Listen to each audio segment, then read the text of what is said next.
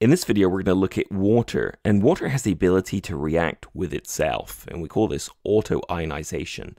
And that's one of the really interesting properties of water. It can act as both an acid and a base. In fact, substances that can act as both acids and bases we call amphoteric.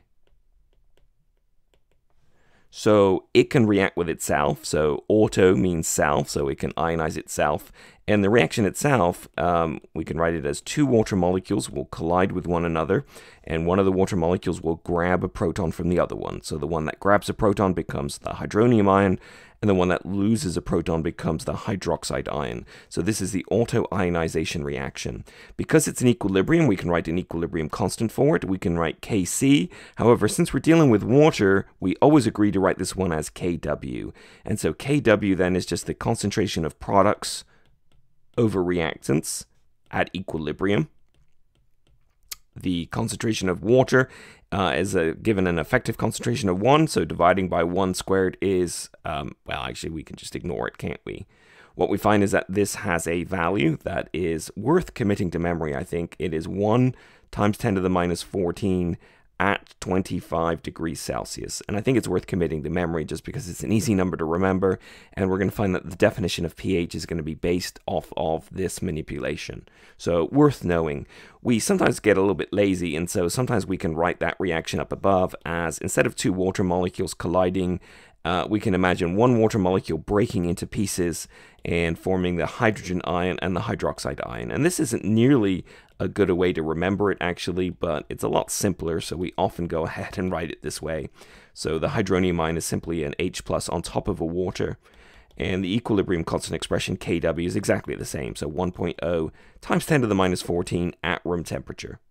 We can use this equilibrium to calculate the concentration of those ions at equilibrium, and there's a couple of different ways to do it. So we can set it up as an ice chart, although it's probably a little bit of overkill, but why not, right? So we can go ahead and set it up as an ice chart, so we can write our initial, our change, and our equilibrium.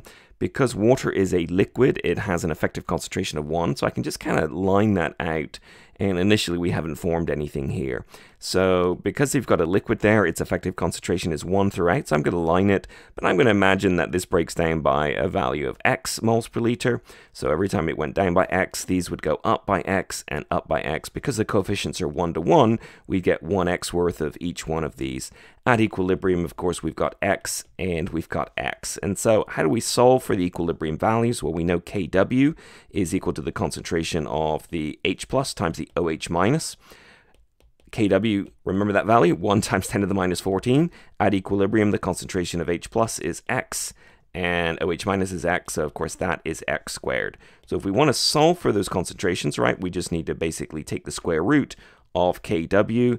That's the square root of 1 times 10 to the minus 14. And the beauty of this is that this is just 1 times 10 to the minus 7. So the concentration of H plus at equilibrium is equal to the concentration of OH minus at equilibrium, and it is 1 times 10 to the minus 7, and what are the units? We got to fill them in now, moles per liter. And this is technically at 25 degrees C, because this equilibrium constant actually changes with temperature. For instance, at body temperature, it's a little bit bigger, and that means that at body temperature, these ions are a little bit more concentrated than they are at, say, room temperature 25 Celsius.